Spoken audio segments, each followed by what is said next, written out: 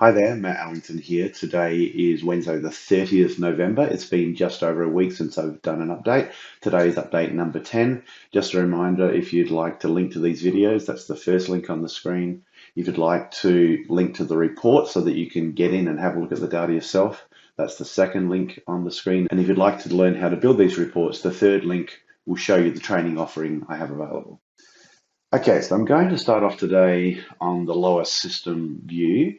This view's pretty much got everything that I want to talk about. There's more detail on the other tabs, but let's start off here. So the first thing to note is the Wackel Junction peak is well and truly gone. So this green dot was the peak at 167, and if we sort of go back down here, you'll see it peaked on the 13th of November, so whatever that is, 17 days ago now, so quite some time ago. We're still getting 163 and a half gigalitres per day coming down, so it's pretty close to those peak flows, but it really depends on the timing of the water that's coming in from the Murrumbidgee as to what the additive values will be. Now, this 167 and this 52 peak is actually today, and so if we go back 17, so if we go back to this peak date here, so 13th of the 11th, if we go back here and have a look on the 13th, 11th, we were only getting 32, 33 gigalitres a day out of the Murrumbidgee back then. Well, we're up quite significantly. We're an extra 20 gigalitres on top of that in this time. Of course, the timing of when those two waters come together is important. But all I really want to call out is that this peak here, 219, is the maximum from here and here, and they may not necessarily add up and be completely additive. So probably a little bit off this peak. How much? Well, once again, that remains to be seen. So coming down into Lock 15, we do have a peak's already occurred in Lock 15. So the peak was nearly 202 gigalitres. We're down to sort of 187.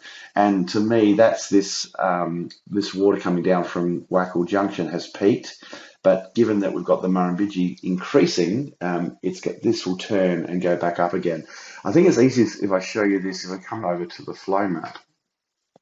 And let's have a look at Wackel Junction and go to the Murrumbidgee and also grab what's coming in from Balranald. So they're the two amounts that I was looking at on the other screen, and you can see that together they make up that 219 or thereabouts. But if you have a look at those, that's the two numbers. But if we join them together into a single number, so I can pick this Wackel Murrumbidgee here, and I'll deselect these two. So that's the combined total now, which is back to that number we talked about before, 215 to 16 gigalitres a day. And then overlay that combined number. So remember, Wackel and Murrumbidgee flows into Lock 15. So if we have a look at what that looks like versus Lock 15, you can see this sort of drop off. So this is when the Wackel Junction peak has flowed through to Lock 15, but now we're starting to see it go up again because there's more water coming in from the Murrumbidgee and coming in via Balranald. So that's what's happening there, and that's why I think that this will continue to increase over time. All right, so let's go back to the lower system map. So there's the number 219. I'm thinking almost all of that will come through. Currently the peak is 201. 201 is above the 1974 peak of 197.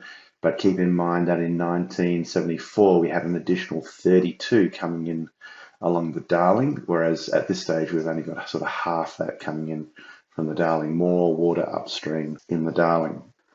The 237 potential to flow through to Lock 10. At the moment, Lock 10 is peaking at 201, but no signs that that's finished yet. I still think a fair bit of this water is going to come down. The only saving grace is Lake Victoria. So in Lake Victoria, we've got this extra capacity, so 124 gigalitres. So if you think about it, they could take, for 12 days in a row, they could take 10 gigalitres and divert it via Lake Victoria, hence reducing the flow to SA. If they took 20 gigalitres, they can only do it for 6 days, and so on. So it really depends on the shape of this peak wave, whether it goes up and then down very quickly, or whether it's a long, wide wave. And really, once again, we just have to wait to see. We can go and have a look at the flood years and see what's happened in other years. So this is, let's go back to lock 15. Now we don't have all the data all the time, but if we look at lock 15, we certainly do have a lot of data. And so back in 74, we had 197, but then we had to add in this number here. This ultimately meant a flow to SA of 183, which is after they've diverted that water to Lake Victoria, if the capacity existed. As of now, we're at 152 flow to SA, and so I just cannot see how we will not exceed 183 flow to SA with the 2022 floods. That's just the way I see the data. I don't have any experience doing this, but this is what it looks like to me.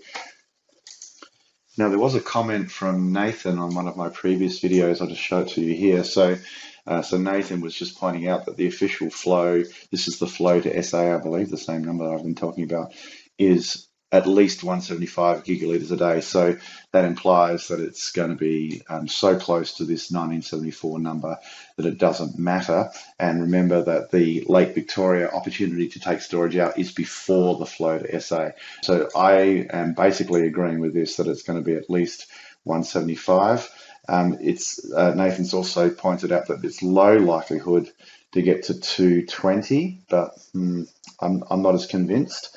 If we go back and have a look at that, the lower system here, when we look at all those raw data that are coming in and the fact that they're going to probably fill this fairly quickly, I'm thinking we're going to get 220 per day. That would be my guess coming into SA, but that remains to be seen.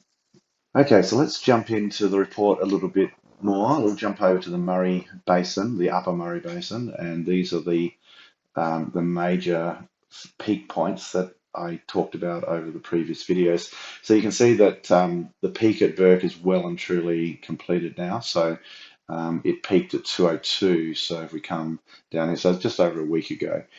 Forbes is also well and truly peaked, as has Narrandera and Yarrawonga, which I'll show you, or you can see them over here, these points on the Murray. There is a little bit of good news about these numbers. Even though these peaks are quite high in the total flow per day, it doesn't look to me that these numbers are going to be additive. So if you add all those peaks together, it's 599. But from what I can see by analysing the flow down the individual streams or the individual rivers, we're not going to get anywhere near this number, but let me show you that now in a little bit more detail. So I'll jump over to the Darling first, because that's where most of the water is. So this is the peak at 202. We're down to 180 now, so that's come off. So here's Burke up here. Notice that it sort of looks like we're just about to peak at Louth. So this is the measurement point here. Now, I'll need a couple more days to confirm that, but to me, that looks like it's peaking. And if it does peak, one important data point is the peak here was 202. The peak here is around 150. So 50 of those gigalitres per day didn't make it down through the Darling to Louth for the purposes of finally hitting the River Murray. So this gives me a lot of confidence that we're not going to get that 200 or so all the way down the river. If you look at Tilpa, that's lower still. It looks like it's possible that all the water from Louth may go down to Tilpa. When it comes to the Wilcannia and Talia, this is a shortcut here, but there's a couple of different stream flow points here, so I've added them together. And this is still way down around 52, and then at Magindi Lakes. And once again, there's a whole lot of floodplains in here, so it's really difficult to see what's going to happen.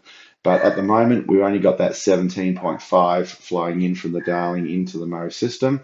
But at some point in time, I would be predicting we're going to have a number closer to that 60, maybe 70 gigalitres per day, but that remains to be seen. All right, so let's jump over to the Lachlan. So similar good news over here. We had this peak at this big release from Wyangala Dam, happened a couple of times actually. Then we had that peak go through Cowra and Forbes. Notice that the peak flow is lower in Forbes than it was in Cowra. And once again, we've got all of these sort of delta wetlands in here, which seem to just sort of horizontally take up the peak.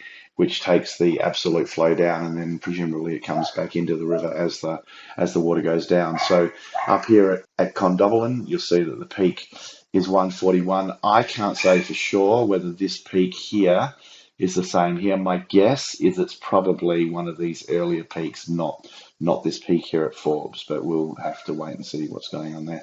And then yeah, whether how much of this actually flows into, I believe it flows into the Murrumbidgee. Well, once again, that remains to be seen, and we'll pick that up on the Murrumbidgee reporting.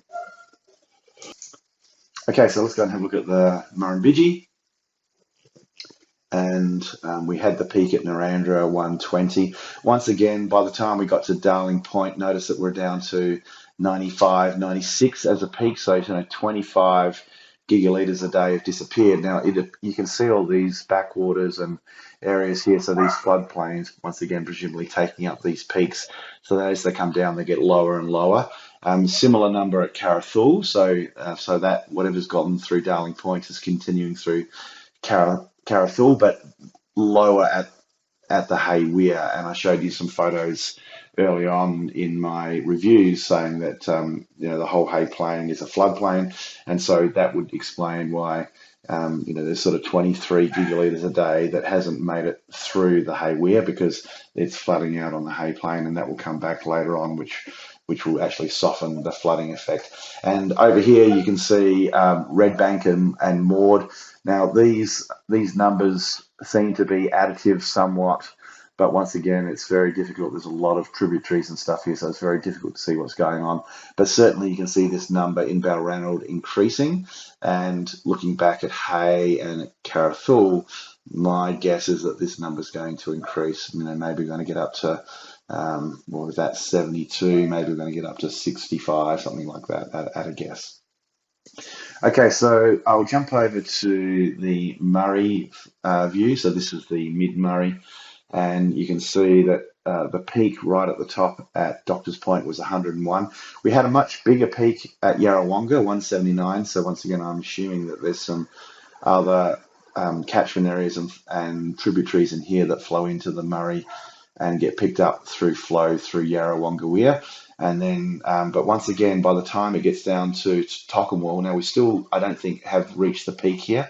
You can see this sort of shape here and the same shape here. So I'm guessing that there's going to be a surge coming through here, but how high it is, it remains to be seen. And then also, I noticed that this Deniliquin and Barham, these 2 points, the river basically forks here and goes in 2 different directions. So I've added those 2 together, and that peaked at 136. But once again, I'm guessing that's probably this peak rather than this peak. So this peak here, 136, could end up being 150 or something like that, or maybe even a little bit more. Wackle Junction is picking up water from other rivers, I think partly from the Murrumbidgee, maybe also from certainly the Wackle River, I believe is one of the rivers, and maybe from the Lachlan as well. All right, so I might just finish off with the flood years. I showed this earlier on. I'll just show it to you again. And so this is the 2022 is the red line. You can see it came off as the Wackle water peaked, but going up again now as we get this extra water coming in from the Murrumbidgee. This is Loch 15. If we look at flows to SA, this is the one that SA Water is quoting on.